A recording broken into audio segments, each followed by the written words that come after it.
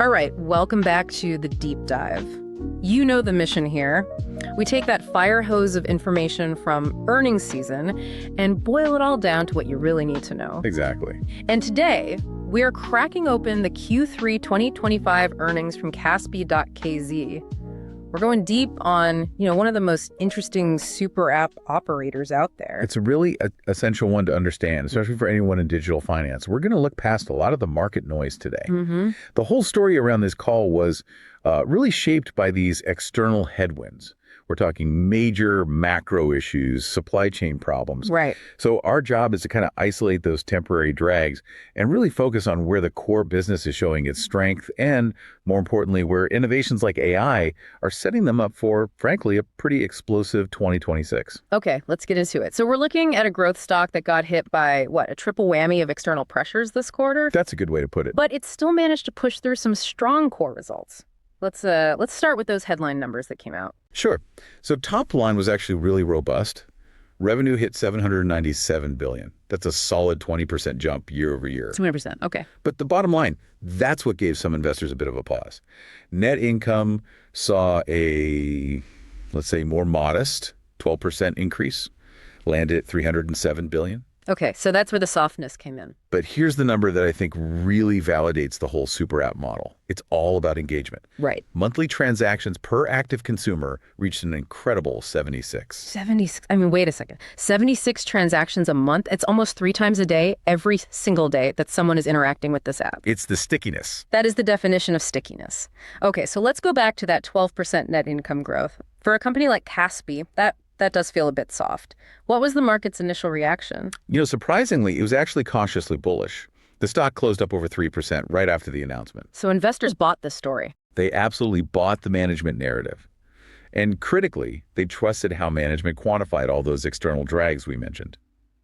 When the core metrics look healthy, and there's a clear path to normalization, the market is usually willing to look past a slower quarter. And I imagine the new capital return program helped. Oh, for sure. That provided a very necessary layer of confidence. That's a perfect segue then. Let's talk about those external pressures. Management really wanted to make sure the street knew what was external versus, what was operational. They were crystal clear on it. There were 3 big forces hitting them all at once. First, and this was the big one, was the smartphone disruption. Okay. New government registration rules, plus these ongoing global supply shortages. We're talking specifically about the new iPhones. Yeah. It just created massive turbulence in their biggest product vertical. So what was the actual impact? That single issue had an 8% negative impact on consolidated GMV. 8% on the total value of goods sold. That's huge. And a 3% hit on consolidated net income, just from smartphones. So an 8% GMV drag from one product category. That completely changes how you look at the marketplace second. What was number 2? The macro environment, the high interest rates. Kazakhstan's base rate has been stubbornly high. It went up to 16.5% during the period. Wow. That higher cost of funding had a 4% negative impact on consolidated net income. Simple as that. It just raises their interest expense. And the third piece was purely regulatory, right? Hitting their treasury ops. Exactly. It was a double punch. First, a new 10% tax on revenue from their government securities, which hits their investment income. And second, they increased the minimum reserve requirements, which don't earn any interest. So those two combined drag down consolidated net income by another 2%. Okay, so if we just, strip all of that out, the iPhones, the 16.5% base rate, the new taxes, what does the real operating performance look like? This is the so what moment for the valuation, isn't it? It absolutely is. And management was blunt about it. Without those external factors, the business would have been tracking towards way higher bottom line growth. Did they give a number? They did. For the FinTech segment, which officially reported 15% net income growth, they said it would have been on track for 28% growth without those drags. So almost double. It means the core profitability, the operational gearing of the business, the thing you're supposed to value, is far, far healthier than that 12% headline number suggests. It's a classic case of underlying strength masked by temporary noise. So let's get past the noise then. Let's drill into the segments. Payments and FinTech. Payments revenue was up 10%, but net income grew 12%. Yeah, and a 2% difference, that's the classic sign of operational gearing we'd love to see. It shows incredible efficiency. Total payment volume, or TPV, was up 18%. But what's really interesting is that TPV growth outpace the actual growth in the number of transactions. What does that tell you? It tells you their cross-selling is working. They aren't just adding more low-value transactions. They're getting their loyal, wealthier users to do more, increasing the average ticket size. It generates more value, more efficiency. Okay, now let's move to the FinTech engine. Revenue up 24%, net income 15%, total finance volume up 16%. The yield is stable. But hold on. Oh, We just said the base rate is 16.5%.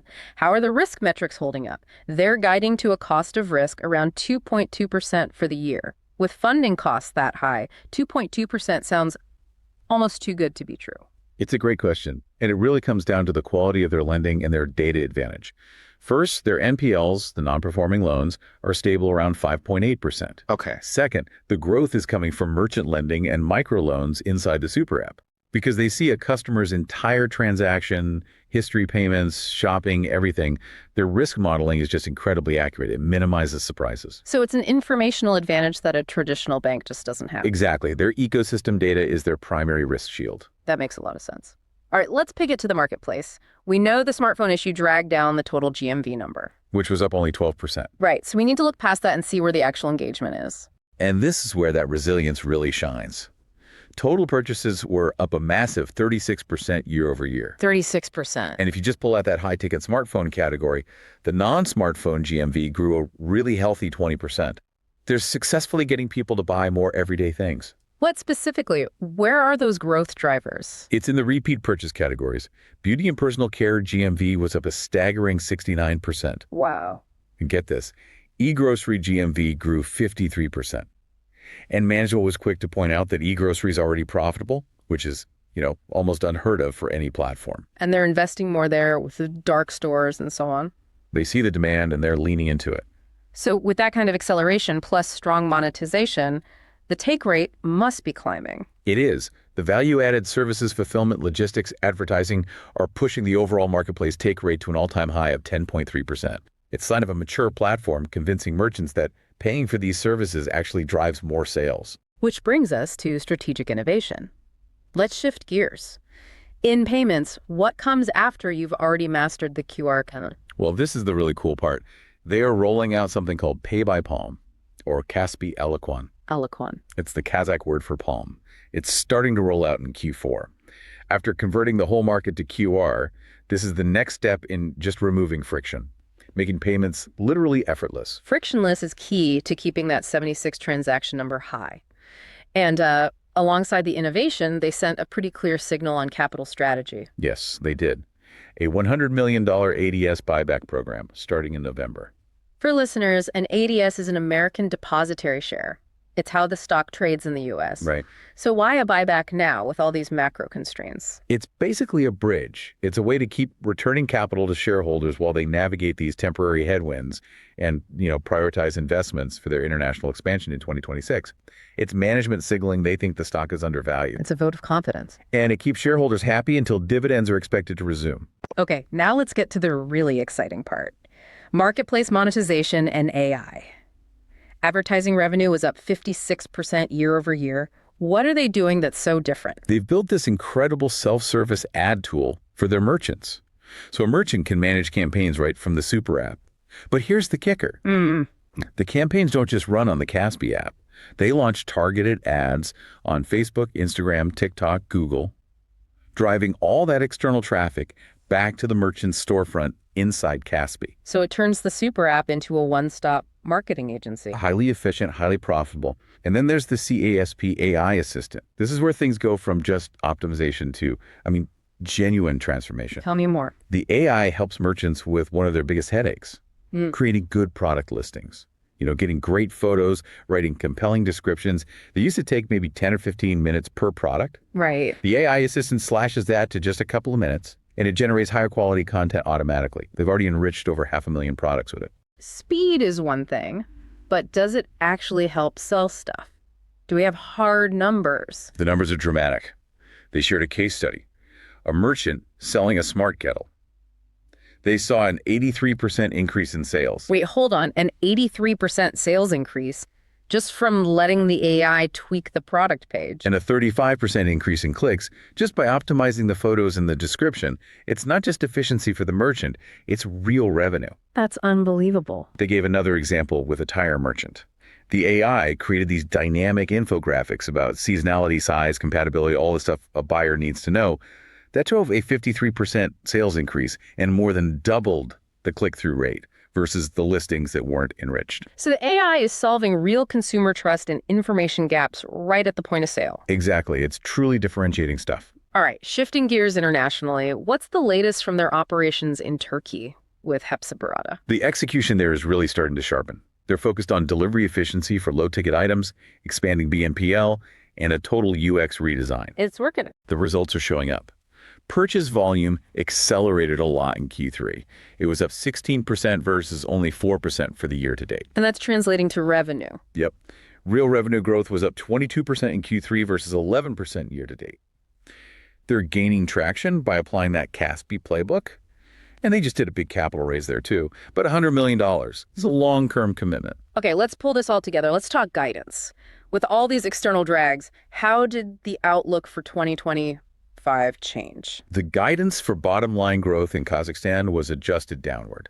It's now around 10% for the full year. And that's purely because of the triple whammy we talked about. Purely. They reiterated that without those things, core growth would still be in that healthy 18% to 20% range. So when does the relief come? When do things start to normalize? The path forward is built around two big catalysts. Management expects that smartphone supply issue to finally ease up, which means they'll have really favorable year-over-year comps starting in March 2026. Okay, so that's the first one. And the second is just the eventual normalization of interest rates. So for 2026, the strategy is balancing investment and growth with a full resumption of capital returns, including dividends.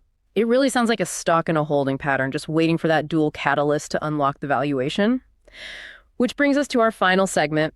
And as always, a reminder for everyone listening, this is not financial advice.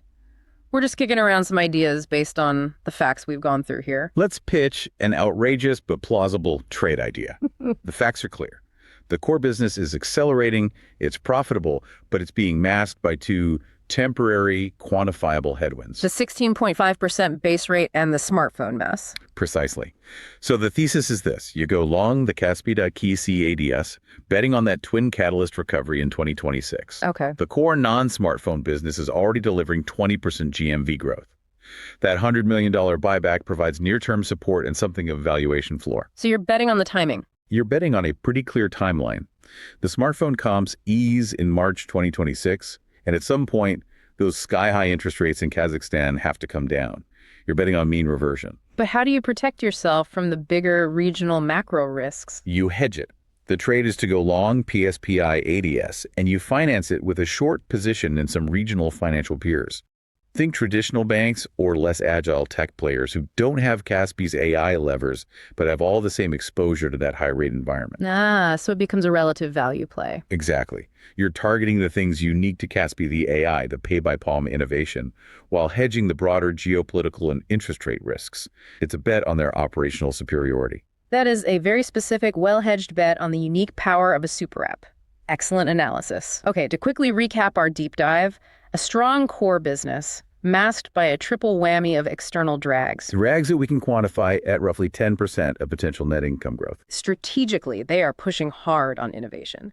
The buyback, the launch of Pay by Palm, and of course the transformative CSP AI assistant that's generating huge conversion lifts for merchants. For me, the most compelling takeaway is still how that AI assistant is driving revenue faster than GMV, just by making product listings better. So the question for you to think about is this.